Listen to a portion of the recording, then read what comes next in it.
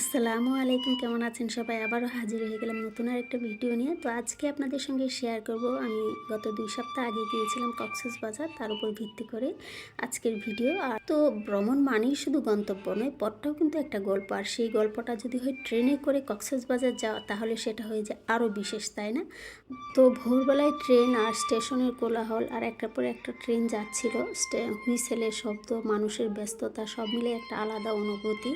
আর আমার বাচ্চা তো খুবই এনজয় করছিল, সে কতক্ষণে ট্রেনে উঠবে। তো আমরা অলরেডি ট্রেনে উঠে গেলাম।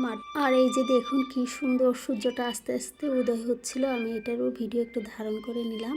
আর আমার বেবি জানালার পাশেই বসবে, সে আমাকে কোনোভাবেই জানালার পাশে বসতে দিবে না। কি আর করা, আমি ওর পাশে বসে থেকেই ভিডিও করে নিচ্ছিলাম। আমার কাছে তো বাইরের দৃশ্যগুলো এত ভালো লাগছিল। তবে আমার ট্রেন জার্নিটা খুবই ভালো লাগে। আমি যখন আমার গ্রামের বাড়িতে যাই, তখনও আমি ট্রেনে করেই যাই। আসলে হয় কি, ট্রেনের জানালার পাশে বসে কিন্তু আপনি পুরো বাংলাদেশটাকে দেখতে পাবেন। ট্রেনের জানালার পাশে বসে বাইরে তাকালেই মনে হয় পৃথিবীটা ধীরে ধীরে গল্প বলতে শুরু করেছে। কখনো সবুজ মাঠ ছুটে যায় চোখের সামনে, কখনো নদীর জল রোদের আলোয় ঝিলমিল করে ওঠে, আবার দূরে তাল গাছের সারি, কাঁচা রাস্তায় হেঁটে যাওয়া মানুষ, আর ছোট্ট একটা স্টেশনে থেমে থাকা জীবনের চেনা দৃশ্য, সব মিলিয়ে জানালার ফ্রেমটাই হয়ে ওঠে একটা চলমান গল্প, তাই না? আমরা অলরেডি কক্সবাজার স্টেশনে এসে পৌঁছে গিয়েছি ট্রেন থেকে নেমে। আসলে স্টেশনটাও এত সুন্দর যে আমি একটু ভিডিও করে নিলাম, আমার কাছে খুবই ভালো লাগছিল। তো দীর্ঘ যাত্রার পর যখন কক্সবাজার পৌঁছালাম, শরীর ক্লান্ত হলেও মনটা কিন্তু আনন্দে ভরপুর ছিল। হোটেলে ব্যাগ রেখে প্রথম কাজ ছিল সমুদ্র দেখা। সমুদ্রের বাতাস গায়ে লাগতেই মনে হলো সব ক্লান্তি উড়ে গেছে। আর বিকেলে সূর্যাস্তটা ছিল একদম ম্যাজিকের মতো। ঢেউয়ের শব্দ, লালচে আকাশ, মনে হচ্ছিল সময়টা এখানেই থেমে থাক। এই মুহূর্তটা সারা জীবন মনে থাকবে, আর সবসময় আমার মনেও থাকে। আর একটা বিষয় না বললেই না, মানে সমুদ্রের সামনে দাঁড়ালে মানুষ হঠাৎ খুব ছোট হয়ে যায়। মানে নীল জলরাশি আর অবিরাম ঢেউ যেন মনে করিয়ে দেয় সব দুঃখ, সব চাপ আসলে সাময়িক।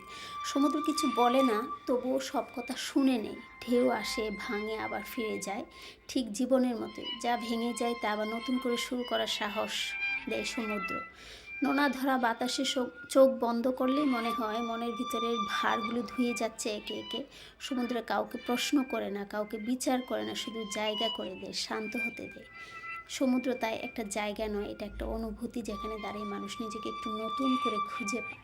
মানে আমি আসলে কি কি বলবো, আমি যতবারই সমুদ্রে যাই আমি মনে হয় ভেতর থেকে কান্না আসে। আর আমি মানে কিছু একটা লিখতে চাই, বলতে চাই, কিন্তু এই বলাটা কোথা থেকে আসে আমি নিজেও জানি না। যাই হোক, বেশি আবেগপ্রবণ হয়ে গেলাম। তো বিকেলবেলাটা আমরা খুব এনজয় করলাম দেখে। সেখান থেকে আমরা চলে গেলাম হলো সুগন্ধা বিচে। আর এটা হচ্ছে সুগন্ধা বিচ। এটার সন্ধ্যাবেলাও একটু মানে সমুদ্রের গর্জন শোনার জন্য আমরা সন্ধ্যাবেলাও গেলাম। আর এই যে তার আশেপাশে দোকানপাটে একটু ঘুরে ঘুরে দেখছিলাম। আগে থেকেই প্ল্যান ছিল, যেহেতু প্রথম দিন গিয়েছি সেদিন আর কোনো কেনাকাটা করব না, প্রথম দিন শুধু একটু দেখব। তার জন্য ওই যে প্রথম দিন শুধু এগুলো ঘুরে দেখে নিলাম। তারপরে আমরা চলে গেলাম শুটকির মার্কেটে। কিন্তু এইখানে গিয়ে শুটকি কিন্তু প্রথম দিনই আমরা কিনে ফেলেছি, কারণ দেখা যাবে একদিনে সবগুলো হয় না। তার জন্য ওই যে ঘুরে ঘুরে এই মার্কেটটার থেকে প্রচুর শুটকি কেনা হয়েছে। তো আজকের ভিডিওটা আমি বেশি লম্বা করব না, অলরেডি বেশ বড় হয়ে গিয়েছে। দ্বিতীয় আর তৃতীয় দিন কি করেছি সেটা পরবর্তী ভিডিওতে দেখাবো। তো আজকে এই পর্যন্ত, দেখা হবে পরবর্তী ভিডিওতে। সে পর্যন্ত ভালো থাকবেন, আল্লাহ হাফেজ।